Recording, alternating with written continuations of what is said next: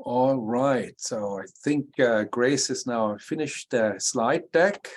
So it's my particular pleasure to introduce our speakers today. My name is Nils. I'm the co-director of the Center for RNA Biomedicine at the University of Michigan.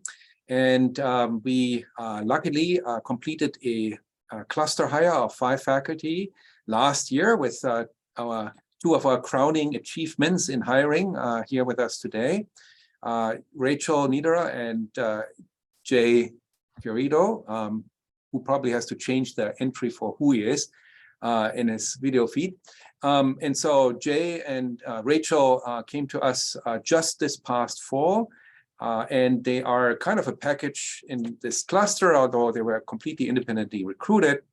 And so Rachel will kick us off today.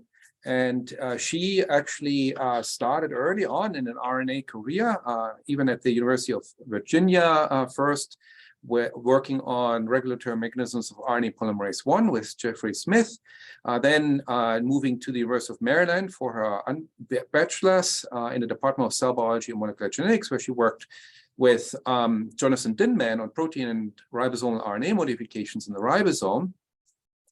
Then she moved on to Johns Hopkins University to get her PhD with David Zappala on structure-function relationships in telomerase RNA and the transcriptional response to telomerase deletion in yeast.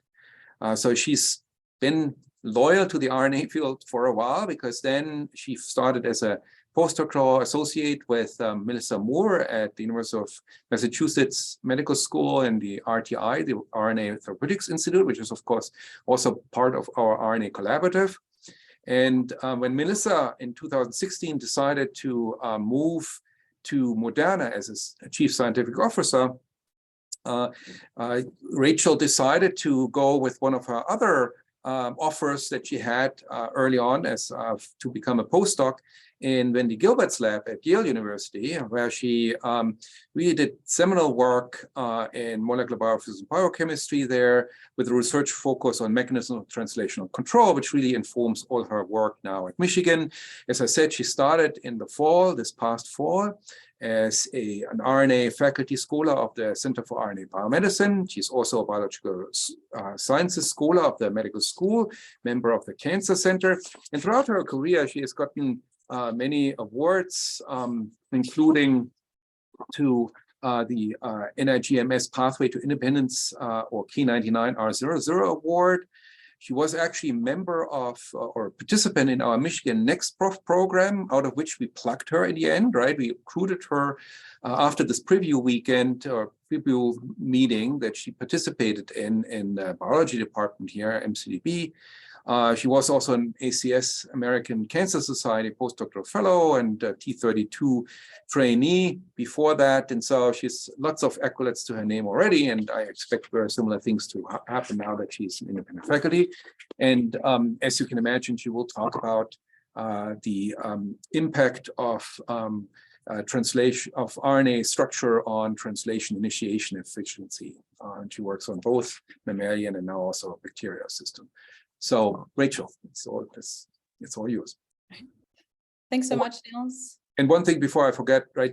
If the online audience has any questions, please enter them in the Q&A, where I will screen them later after the 30-minute seminar, and then try to get answered as many as possible. Thank you. Okay, great. So thanks so much again, Nils, for that wonderful introduction. I'm so excited to be here today and have the opportunity to share our work with all of you in the RNA community, which I obviously have loved for a very long time. So very broadly, our lab is interested in trying to understand what it is that determines the translational output of an mRNA, or why is it that some mRNAs are producing a lot of protein, whereas other mRNAs are producing only a small amount. And further, how might this be regulated? And part of our motivation for being interested in this question is this observation that while mRNA copy number and protein levels are roughly correlated, we actually see this really wide range of protein output for a given mRNA copy level. And so this tells us that there's some level of regulation happening here. And what we really want to understand is, given this wide range, what are the features that are responsible for these differences in translational output? And so one of the reasons this has been a challenging and really fascinating question to answer for a long time is that a translating mRNA is actually undergoing a lot of processes, all of which can ultimately affect the amount of protein output. So for example, how quickly the ribosome is able to elongate through an mRNA can impact protein output, where the RNA is localized and how stable it is, all of these can have an impact. And further, all of these processes can be tuned up or down in response to changing conditions to further impact the protein output. And so it's really the combination of all of these influences together that give rise to some really interesting selective mRNA translation programs that we see, say, during development or in disease or in response to external stimuli. So one of the things that we were interested in doing was trying to come up with a way to really deconvolute all of these contributions and focus our attention on the impact of sort of a small amount of the RNA in as few of these processes as possible. And so to do so, we decided to begin our work focused on the 5' untranslated region, or 5' UTR of the mRNA. And there's a few reasons for that, and I'll just go through a couple now. One of the reasons is that we know that alternative 5' UTR usage is very pervasive and dynamic across a lot of these interesting biological contexts that I mentioned. And so usage of alternative promoters or different transcription start sites gives rise to a wide repertoire of 5' UTRs for a given gene. And so promoter switches are very common, both during disease development and in response to stress. They're also very common during differentiation. And in fact, alternative transcription start site usage or different 5' UTR usage contributes more to the overall diversity of the transcriptome in a neuron than alternative splicing. So this is a really widespread phenomenon. Another very important reason that we were interested in focusing on 5' UTRs is we've known for some time that they're able to confer very large differences in protein output. So I'm showing data here where the 5' UTR has been swapped upstream of a luciferase reporter, and you can see that we can observe over an order of magnitude difference in protein output. So there's clearly a lot of gene regulation being mediated, or translational control being mediated within the 5' UTR alone. And so one of the things we wanted to do, as I said, is really isolate the contributions of the 5' UTR, and specifically the contributions of the 5' UTR to translation initiation. So what I'm going to tell you about today is the approach that we developed to both identify and dissect translational control elements. I'll then tell you how we're able to use this approach to test the impact of known RNA features, and then how we're able to use this method to discover novel features. And I'll close by telling you a little bit about how we've been thinking about regulation of some of these translational control features that we've identified. And so first I'll tell you about our approach, which we're calling DART. And I want to stop and take a moment here to say that this work all built on really foundational contributions of Maria Rojas Duran and Boris Sinchin, who did some of the very early work in developing this method. And so I'll go over quickly how this method, which we're calling DART, works. Essentially, we start with a designed pool of DNAs. These can be any sequences of interest. What I'll be talking about today are mostly full-length endogenous 5' UTRs from the yeast Saccharomyces cerevisiae. This pool is transcribed and capped to give a pool of mRNA sequences. We can then incubate these sequences in a translation extract that's been optimized and depleted for endogenous mRNAs. We do this in the presence of cyclohexamide, which is a translation elongation inhibitor. And so this means that any ribosome that's recruited to an RNA should be stalled at the start codon, and all of these RNAs that recruit a ribosome should only recruit one. We're then able to run these reactions over a sucrose gradient and isolate all of the RNAs that bound to a ribosome, sequence them, and compare this with the sequenced RNAs that we know we put into the reaction. And it's this ratio that gives us a ribosome recruitment score, or tells us which of the RNAs were very good at recruiting ribosomes and which were less so. And so we were very pleased to see that these ribosome recruitment scores are not only very highly reproducible, but they also span a very wide range. And so this is consistent with what I told you earlier about 5' UTRs alone being sufficient to mediate very large differences in translation initiation. So that's the approach. Next, I'm going to tell you how we've been able to use this method to test hypotheses that we have about known RNA features. And so just in the interest of time, I'm going to give you one example, and that's looking specifically at the impact of RNA secondary structure. And so we've known for some time that RNA secondary structure can inhibit translation. So I'm showing some seminal work from Miriam Kozak where she inserted a strong secondary structure into the 5' UTR, and you can see when this hairpin is present, you get a dramatic reduction in protein output. And so with higher throughput methods now, we can also say that secondary structure is generally anti-correlated with translation activity in vivo. Although I'll point out that this correlation isn't perfect, there's still a pretty wide range of effects for secondary structure. Conversely, we also know that very highly structured elements can actually, in many cases, promote translation. So famously, many viruses use what are known as iris elements, which are these very elaborate and strong, stable secondary structures to promote translation. And so really my point here is that it's not necessarily enough to know that there is secondary structure or even that a 5' UTR is very strongly folded to predict what's going to happen with protein output.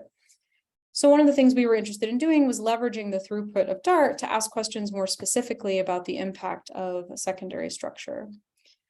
And so we focused on two main questions, the first of which is the effect of the strength of RNA folding on ribosome recruitment, and the second is the position of a given secondary structure element.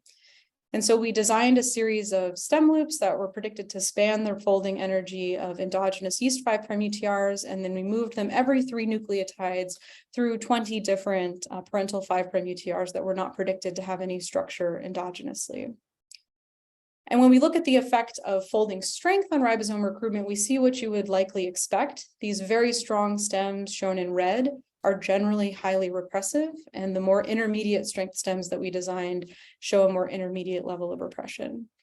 But where things get really interesting is when we look at the effect of position on ribosome recruitment score.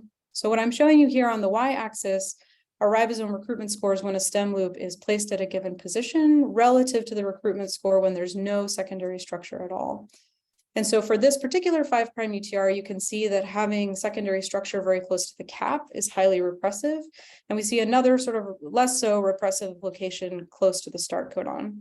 So this is consistent with what we might expect. We know that cap recognition at the very 5' end is critical for translation initiations. You might imagine that having secondary structure here would be repressive. But we also have a number of RNAs that show this really different and unusual, I would say, pattern in ribosome recruitment, where now instead of having a specific location or 2 specific locations that are highly repressive, we see that actually just moving the same stem loop through this 5' UTR 3 nucleotides in many cases is sufficient to switch this from being a repressive element to, in some cases, actually promoting ribosome recruitment. And so from this, I think there's 2 main takeaways. The first of which is that it's really important to test directly the effect of features that you're interested in. It's not really enough to rely on generalities to predict what the outcome will be, but also that we still have a lot to learn about the impact of RNA secondary structure in 5' UTRs. And so this is an active area of ongoing research in the group now. And so next I'm going to switch from talking about how we can use DART to test hypotheses to telling you a story about how we can use DART to discover novel translational control elements. And so to do this, we took 2 general approaches, the first of which was to leverage the presence within our pool of 5' UTR isoforms. So in yeast in particular, these isoforms are made generally by alternative transcription start site selection. And so the reason that that's really powerful for us is it means that these 5' UTRs actually share a lot of identical sequence. And so when we're looking for regulatory features, we can really focus our attention on this bit of extra unique sequence at the end of the long isoform, because when there's differences in ribosome recruitment, we can infer that it must be being driven by something here. And so when we look broadly, we actually see that in yeast, most 5' UTR isoforms differ significantly in their ability to recruit ribosomes. And some actually differ quite dramatically. So I'm just showing you a handful here. This is one of my favorites because you can see there's up to a 30-fold difference between these 5' UTR isoforms in terms of their ability to recruit ribosomes, and these are differ by only 13 nucleotides. So small changes in where transcription start site occurs can have a big impact on the amount of ribosomes that are ultimately recruited. And so this is just a handful, but as I mentioned, one of the major strengths of DART is the throughput. So we can bin these into two broad categories. The first of which are instances where the longer isoform is worse at recruiting ribosomes. So we can infer there's likely a repressor element in the bit of extra sequence. And the second are instances where the longer isoform is better, and we can infer that there's likely an enhancer. And so when we take these bits of extra sequence, we can look for overrepresented motifs as candidate repressor and enhancer elements. And I'm just showing the top two candidates here, but we have a number of promising sequences to follow up on. I mentioned at the beginning of this section that we took two broad approaches. I've just described one of them. The next approach we took was just very straightforward to look at the sequences that were in the top 10% or bottom 10% of recruiters, with the reasoning that the top 10% are very good at recruiting ribosomes. They likely contain some enhancer elements, and conversely, these very poor recruiters likely contain repressors. And so when we look for overrepresented motifs here, again, I'm just showing the top few candidates, but we have a number of very promising translational control element potential sequences here.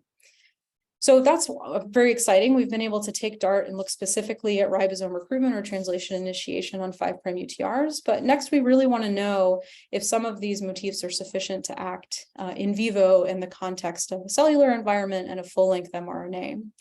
And so you may have noticed that either way that we approach looking for repressors, what we're pulling out are these very C-rich sequences. So we decided to first focus our attention on these.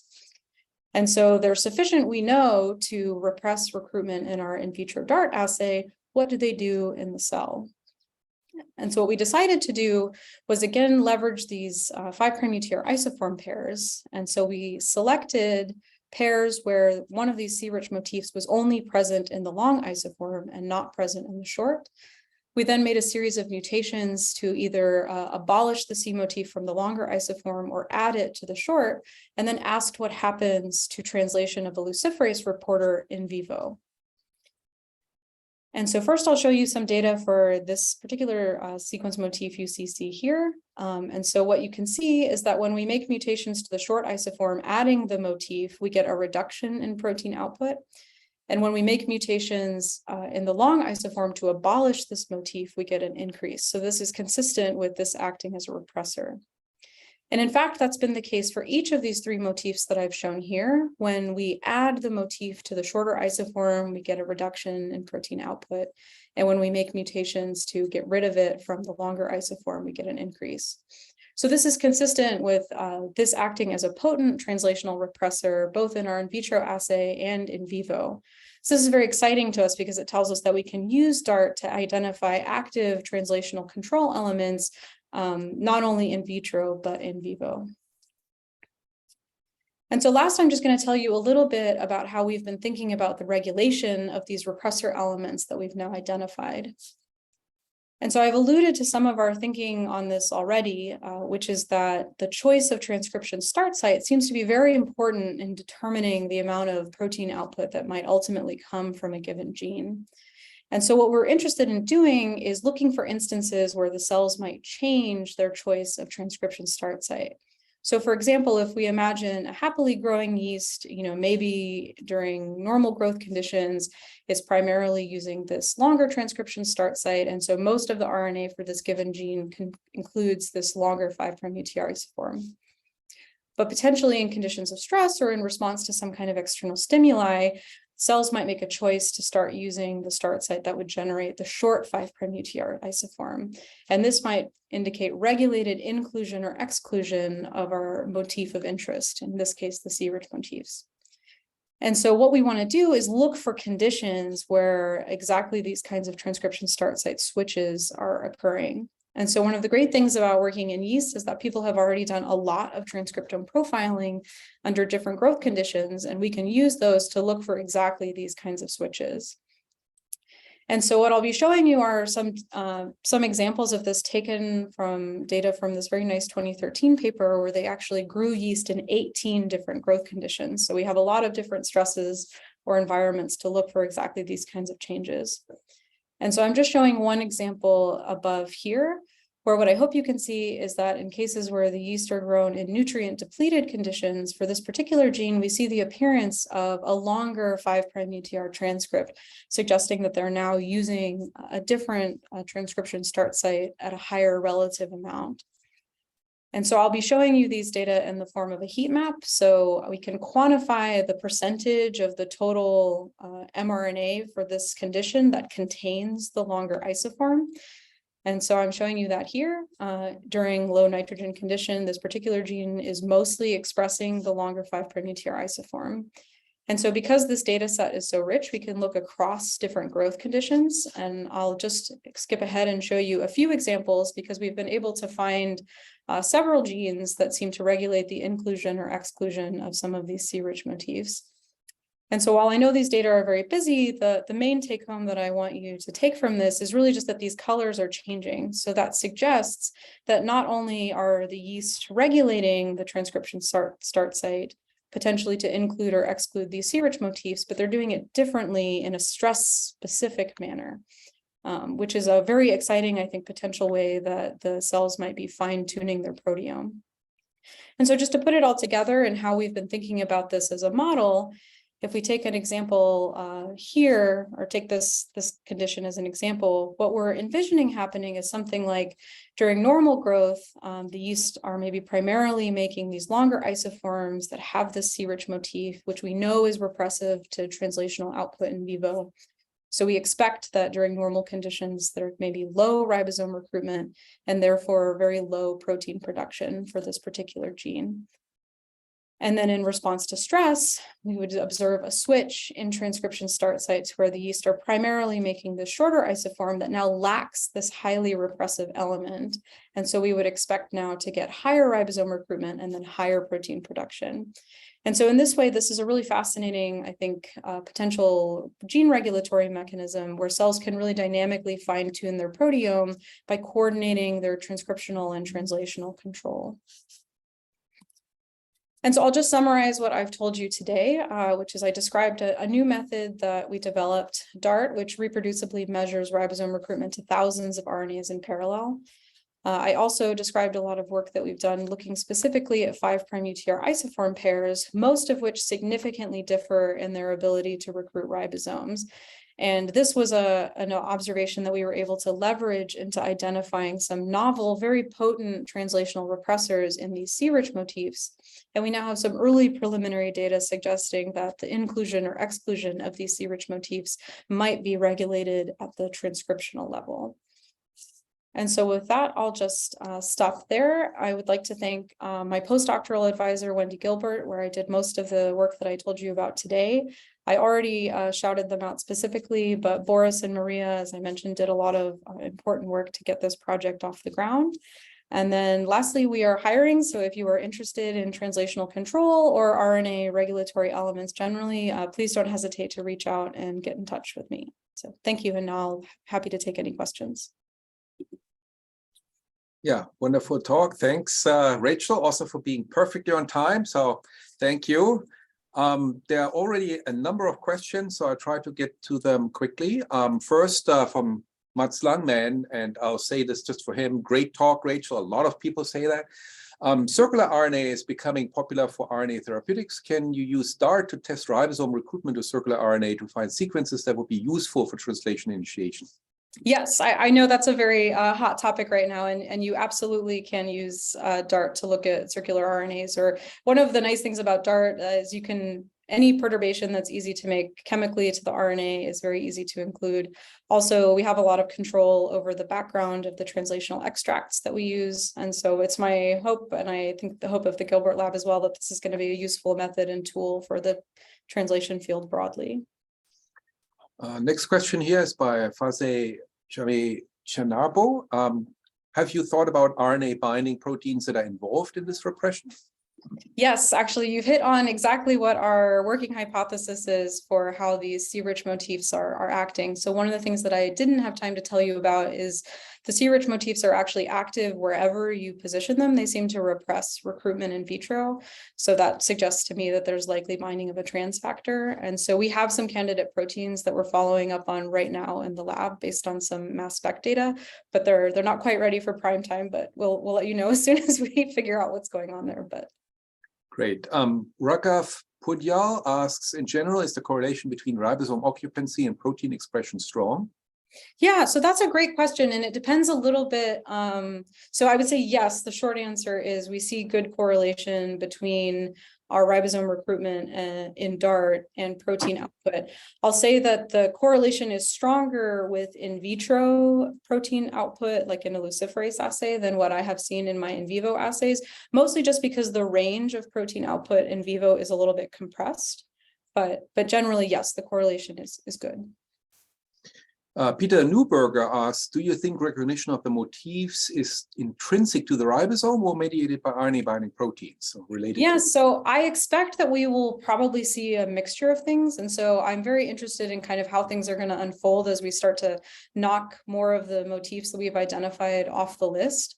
So the C-rich motifs, as I mentioned, I suspect very strongly are acting via, an RNA binding protein. And that's largely because, as I said, we can reposition them. So that doesn't seem like something that's happening intrinsic to the ribosome. But based on other, work from other labs, I know that that's a common mechanism for regulating translational output. So I expect that we will find some examples of that as well, but we haven't yet. Alexandra Wilson asks, which features make it less optimal to do the same ribosome occupancy analysis in cells rather than in extracts? Yeah, so that's an interesting question. So the question is about what features make it easier to do in vitro than in vivo. Yes. Yeah, so I would say I'm not sure that like the RNA features themselves are mediating what is better or worse to do in vitro or in vivo.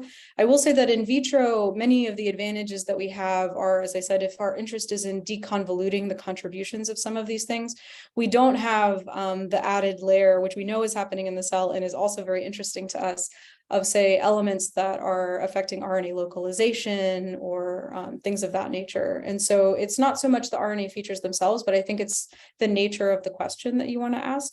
I'll also say that the kind of, from a practical standpoint, the speed with which you can do a DART experiment, you have a lot of control over the amount of RNA that you put in.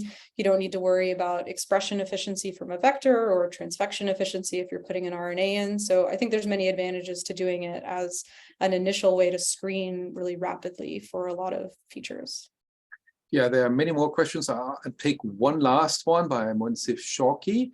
And the one I pick of the two he has is, you showed C-rich sequences and did not mention G-rich sequences or G quadruplexes. Do you think that would help in regulation? Yeah, so that's a good question. When I saw these C-rich sequences, I immediately looked to see if we also found some coupled, because I'm interested in RNA structure. Nils mentioned that's part of my background. And so I wondered when we saw so many C-rich things, if they were parts of some kind of structure. And so we actually see a broad correlation or anti-correlation between C richness and ribosome recruitment, but we don't see the same thing for G richness. So it doesn't seem like that observation is being driven by structure per se. And we don't pull out specifically any G-rich motifs, but I do think we need to look a little bit more specifically for G quadruplexes, because searching for those is a little bit different than just looking for an overrepresented, six nucleotide element. So I think that's a great question, and we're not sure yet. Perfect. And it's 4:30, so I want to be mindful of everyone's time. So thank you, Rachel, again for all these great answers. I should note, as I was going through the answers and kind of checked them off, more appeared. So I never got down a number actually. So so there are at least 10 more open ones in the Q&A, and I'm sure Rachel will be happy to answer them in written form. All right, and with that, thanks again, Rachel. And our next speaker is, as I mentioned already, Jay Querido.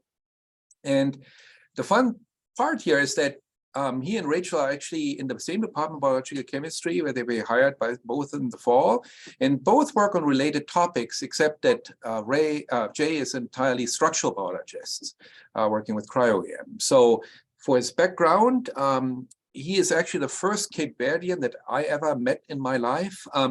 He got his bachelor's in biochemistry and his master's in medical biochemistry from the University of Lisbon in Portugal.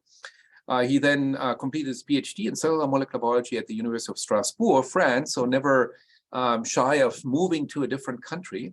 In 2018, he joined the laboratory of Venki Ramakrishnan, the Nobel laureate that you might know, at the MRC Laboratory of Molecular Biology in Cambridge, UK, where he began to study the mechanism of messenger RNA translation initiation in humans using single particle cryo-electron microscopy. And so as Venki is sooner or later retiring, I mean, I always joke that Jay will be the heir apparent. But I also should say that he really started his career earlier on and with a number of awards also in his name. For example, the Medal of Merit, first class, awarded by the President of the Republic of Cape Verde. That sounds pretty impressive to me.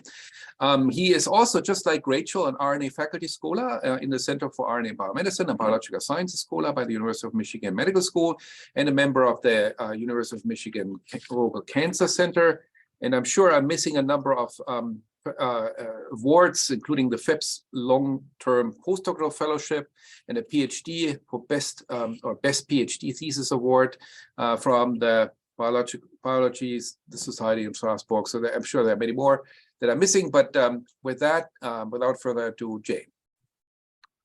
Okay, thank you, Nils, for this introduction. I think that this introduction sounds a bit more than what I am, in fact, but never mind. So if everyone is seeing my screen, so probably you already read that my talk will be essentially about the structural study of mRNA translation initiation, with a special highlight on translational, the regulation initiation by the RNA Helicase in 4A. So translation, the regulation of translation is critical for life, and as we all would agree, the dysregulation is implicated in many human disease, and it's critical.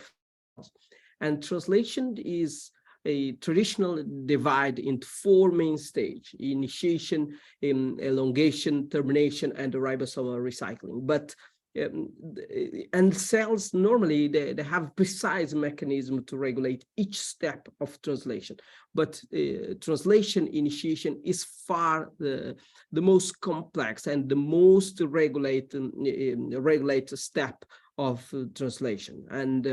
And we know that translational, while bacteria and eukaryotes use about the same set of factors during the elongation, termination is very initiation is very different when you compare eukaryote with prokaryote. For example, while bacterial mRNAs, they have shiny-Dalgarno sequence to allow them to recruit the ribosome to start the translation, eukaryotic mRNAs lack shiny-Dalgarno sequence. So, and instead of that, the mRNA has a 5' cap and a poly-A tail at the 3' end. And that makes translation far more regulated in eukaryote than in what you can find in prokaryotes.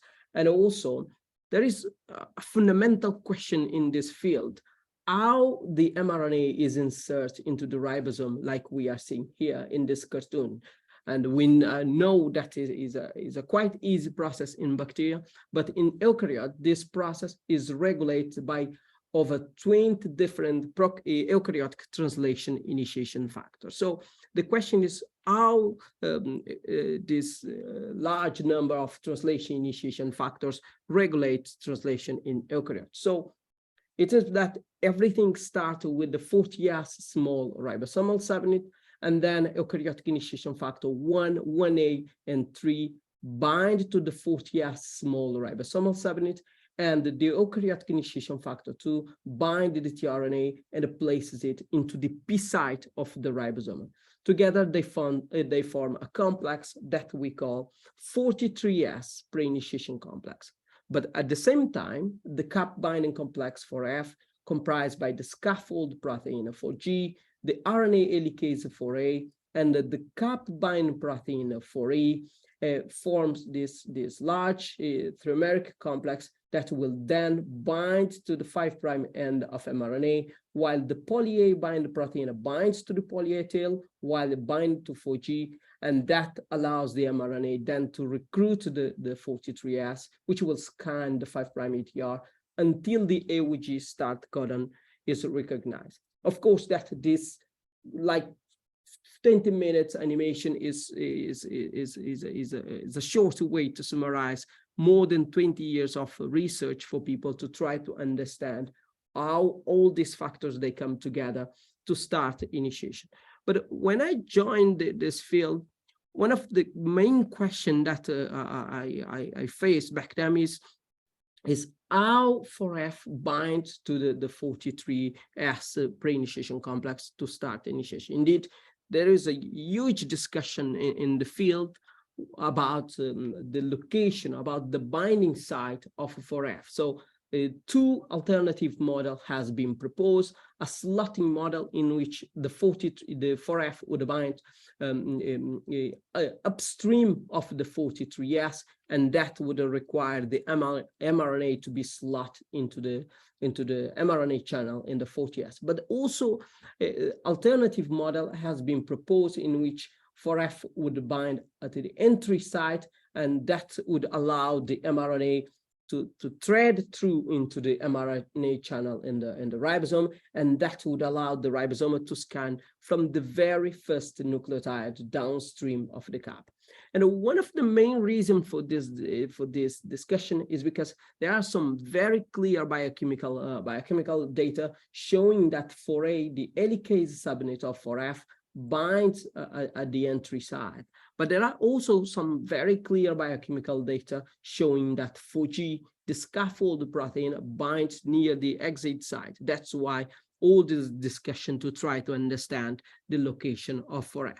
And to try to address this question, when I joined Venki's lab, I use a single particle cryo-electron microscopy to determine the structure of a human translation initiation complex. And by using cryo-EM, we determine a near complete structure of human translation initiation complex, in which we can see here the ribosome in gray. We can see eukaryotic initiation factor 1 and the 1A here close to the coding center of the ribosome. We can see the full ternary complex, eukaryotic initiation factor 3.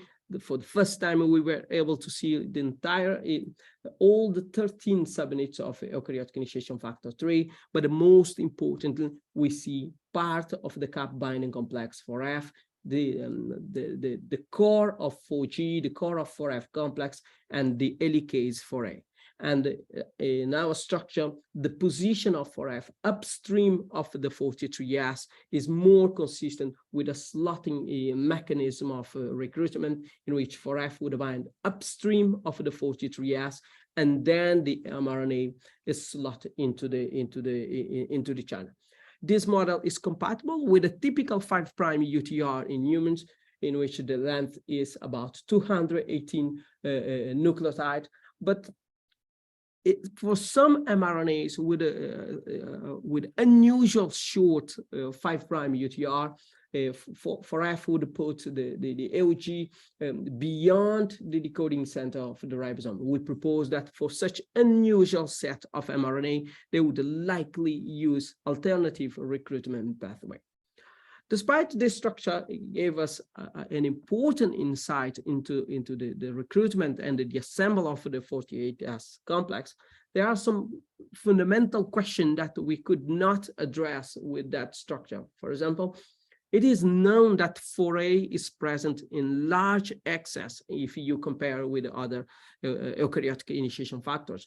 And we also know that 4A is able to melt the RNA secondary structure, and the position of 4A here upstream of the 43S doesn't seem to be to make sense in the way of you would imagine 4A to melt the RNA secondary structure ahead of the ribosome. And to try to further understand this question, I designed a new mRNA with a longer 5' UTR, and then assemble the complex to try to determine the structure by cryo-electron microscopy. And to stall this complex, I use a 4A inhibitor, ROCK-A, and then and to use ROCK-A, I put 3 motifs on the 5' UTR, which would allow us to block a translation initiation complex and block 4A in the complex. Well, and then we determine this new structure, and this probably is the most complete structure of translation initiation complex we know so far. And similar to the previous structure, we see the 4F complex bind upstream of the ribosome. So on the exit site, near the mRNA exit site, we see 40S and also near complete set of eukaryotic initiation factors.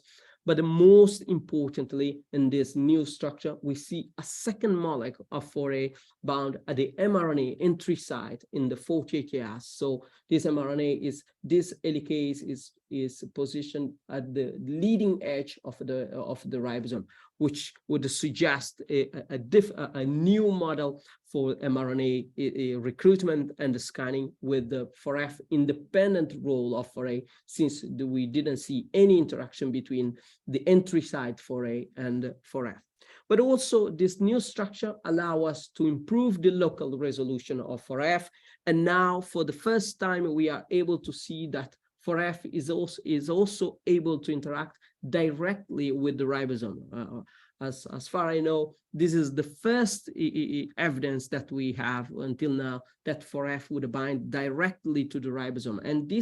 And the interaction of 4A, the helicase subunit, with the ribosomal protein ES7 has a huge implication in the regulation of translation. One of the reasons is because we know that ES7 is ubiquitinated by the human E3 ubiquitin ligase C0-4, or the yeast ortholog NOT4. And it is known for a long time that the deubiquitination is required to allow the cap binding complex to bind to the 43S. But so far, it was not clear why the ubiquitination of ES7 is required for 4F to bind to the 43S. And now finally, we see that 4A indeed binds to ES7 in exactly the same interface that it has been predicted that ubiquitin is placed. So, which means that 4A would have a huge clash with the ubiquitin here in the ES7, and that explains why you need to remove the ubiquitin in the ES7 to allow the cap binding complex 4F to bind to the 43S to form a 48S complex. So that allows us also to have a more complete understanding, a more complete model of translation initiation. So now we know that in addition to the cap binding complex 4F, second molecule of 4A, probably in complex with his cofactor 4B, binds at the entry site to help in the recruitment, but also to unwind the mRNA secondary structure at the leading edge of the ribosome to allow the ribosome then to move over the 5' UTR until it finds the AUG start codon. So this structure finally addressed the long-standing question about the binding site of 4F. If you remember, I told you before that one of the reasons for the discussion about the binding site of 4F is because there are some biochemical data showing that 4G would bind near the exit site, but there are also some biochemical data showing that 4A binds at the entry site. So this structure finally explains all this biochemical data. It seems that in addition to 4A and the 4G, 4F complex upstream, there is a second molecule of 4A bound at the entry site to unwind and melt the secondary structure during translation, initiation, and scanning. And if you think the role of 4A in translation, it is not surprising that 4A is target of many strategies to to block translation. And one protein which has been widely studied because it blocks the helicase activity of 4A is the tumor suppressor protein PDCD4. PDCD4 is known to prevent cell growth, tumor invasion, and metastasis. And it has been proposed that PDCD4 blocks translation initiation by blocking the helicase activity of 4A. But the problem is that PDCD4 is downregulated in most tumor cells. I would say that probably in about all solid tumors, PDCD4 is downregulated. And despite its medical importance, the precise molecular mechanism underlying translational control by PDCD4 remain unclear. For example, it is still unclear whether PDCD4 can bind directly to the ribosome or not. And the idea in the field is that PDCD4 has two MI3 domains, one in the middle and the second one in the C-terminal region, which then allows PDCD4 to bind to the 48S complex through its interaction with the 4A, because these two domains are known to interact with the 4A.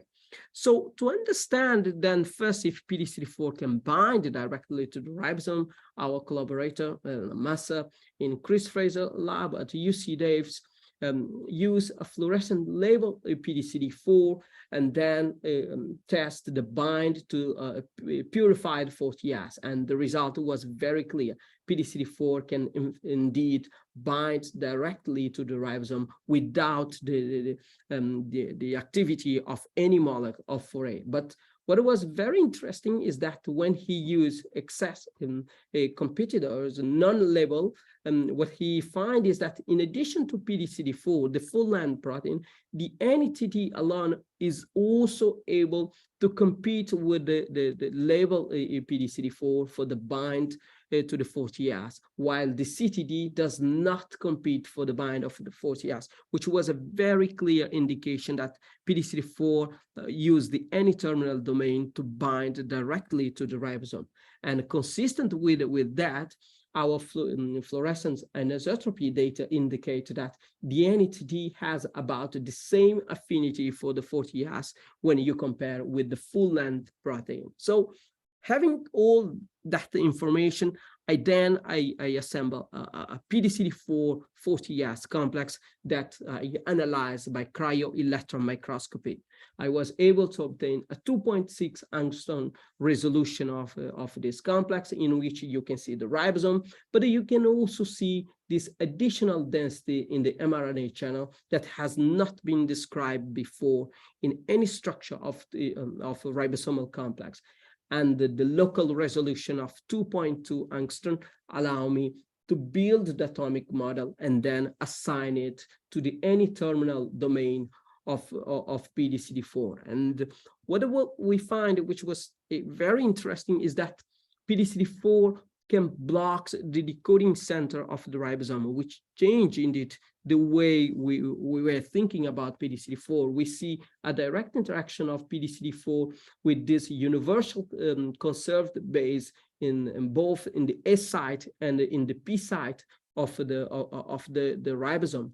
And when I superimpose our structure with the structure of amino acid tRNA in the ribosome during the elongation, I saw a clear clash of PDCD4 NTD with the tRNA and also a steric clash with the tRNA in the P site, which clearly suggests that PDCD4 would block the mRNA channel and prevent the accommodation of the tRNA in the ribosome. And the structure also suggests that PDCD4 would prevent the accommodation of the mRNA in the channel, because there is a large clash between PDCD4 and mRNA from the entry site until the P site of the ribosome. And consistent with our structure, our fluorescence anisotropy data indicate that PDCD4 NTD indeed prevents the accommodation of the mRNA into the channel in the 40S. And to test what I'm seeing here in the PDCD4 40S complex, I then assemble a new complex in which I use all eukaryotic initiation factors and mRNA, but also I add PDCD4 to the complex. And as predicted by the structure that I just showed you before, we can see PDCD4 bound to the complex, but the complex only has a 40S, eukaryotic initiation factor 1, eukaryotic initiation factor 3. We can see the NTD clearly in the mRNA channel, but this complex does not have the ternary complex, neither the mRNA.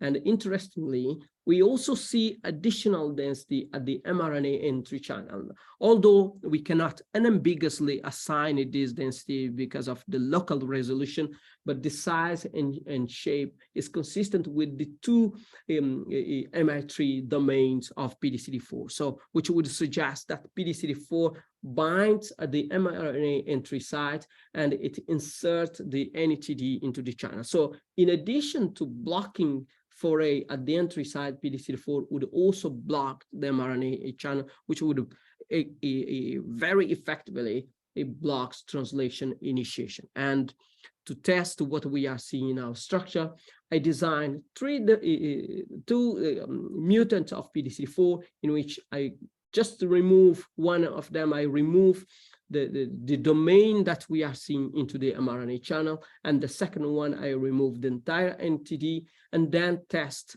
if this PDCD4, if these mutants are able to block translation. What I find is that even if you use beta globin 5' UTR, which is known to be translated very efficiently, PDCD4 only 0.5 25 micromolar would block up to 50% of translation. But if you remove these two domains, then it hugely affects translation.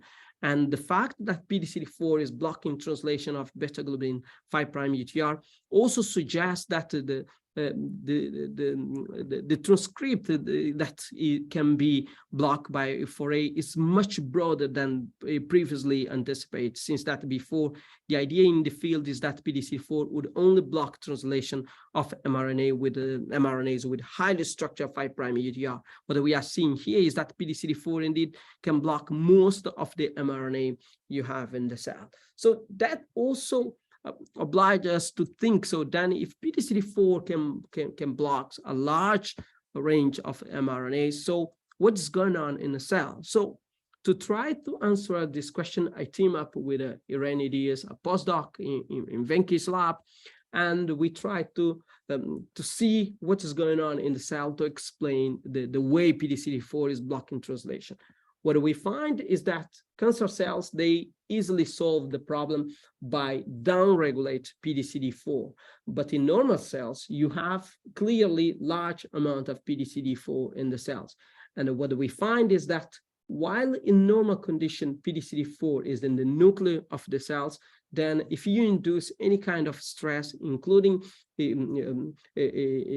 starvation, then PDCD4 is moving from the nucleus to the cytoplasm of the cells, which means that in normal condition, PDC4 is not blocking translation because it is in the nucleus. But as soon you have a stress in the cell, then PDC4 is coming to the cytoplasm where it binds to the ribosome and it blocks translation. And this was completely unknown role of PDC4 in the stress response. So this allow us to propose a model in which PDC4 would bind to the ribosome with an empty mRNA channel. It would insert the NTD into the mRNA channel, while the CTD would block the 4F independent role of 4A at the leading edge of the ribosome, and then prevent the assembly of the 48S and blocks translation initiation. So with this, I'm finished, but first I would like to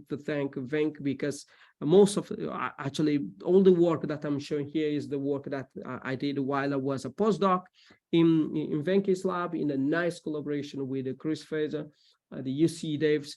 And I'm continuing to work in translation initiation here at the University of Michigan, including try to understand some particular mRNAs affected by PDCD4, and also others RNA Helicase involved in translation initiation. So postdoc and students who have interest in working in translation initiation are highly encouraged to contact me.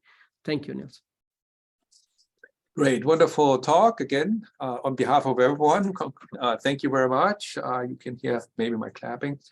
All right, we already got a number of questions. If you have any more, please put them in the Q&A. I'll start with the first one, Peng Yao, and he and others are saying great work, amazing work, as you can imagine. But so the question by Peng Yao is, do you think that EIF4A2 that binds to the EIF4G2 can also play a similar role as EIF4A1 for EIF4G1 in this alternative translational initiation pathway? That's a great question to understand, and especially for G2, because it is still not clear in the field the type of mRNA that definitely needs for G2 for translation. What we know is that all the indications that we have is very likely that for G2 would also bind in the same region of the 43S. So I would expect the role to be the same, but the main question is, when do you use for G2 instead of for G1? So that I don't think is still clear, but the role should be more or less the same and maybe transcript dependent. Cool. Chandray Vasudevan asks, are there 2 4As even on a short UTR? Oh, that's a great question. Well, the honest answer, I think that I don't know, because we still don't understand that much the translation of those mRNA with short 5' UTR. There are some studies suggesting that the short 5' UTR, they are also very dependent on 4A in order to find the AUG start codon. But how 4A, if you need more than one 4A for translation initiation of those mRNAs, is not clear, at least to me. There is a recent paper now from Jody Puglisi lab published in Cell, suggesting that indeed you have more than 2 copies of 4A are required to prepare the mRNA to recruit. So even in absence of the 43S, you may need more than 1 copy of 4A. Cool. An anonymous attendee asks, your blind spot experiment from 2020 provides interesting evidence that for your reporter mRNA, the tRNA never encounters AUGs near the 5' cap, consistent with slotting. Do you have a hypothesis for why you see this, considering that other short 5' UTR reporters do show translation from AUGs very close to the cap? Now, one thing which is, I think that is very clear for us, and we discussed that, and we follow up now.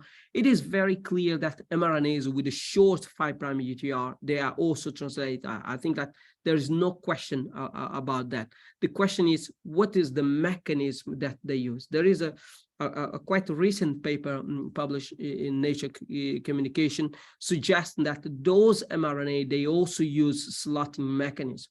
It is a bit difficult to see how they use slotting mechanism, but there is also a strong possibility that those mRNAs, they use alternative recruitment pathway. For example, right now I'm remember about the tissue mechanism, which is also for mRNAs with a short 5' UTR, and that seems to be alternative recruitment pathway. So, but we still don't know for those short 5' UTR. I think that is a field in which structural biology has to jump in to bring new insight. And I'll pick one last question by a new person here, Jessica Semmelrock. Very cool. Thanks for the talk. Do you know if PDC4 passively dissociates or is actively removed from the ribosome? Oh, that is also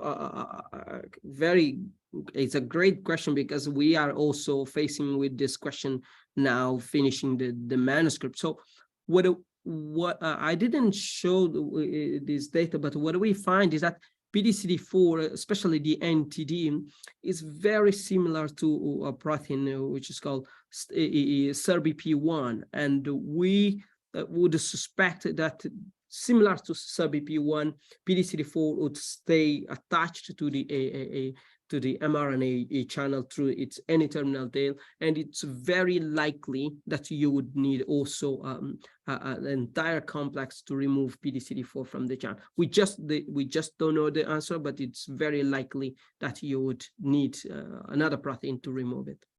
Okay, and it's 5 o'clock. Again, wanting to be mindful of everyone's time. So let's thank Jay again. Wonderful talk by both him and Rachel, and both of them fantastic talks.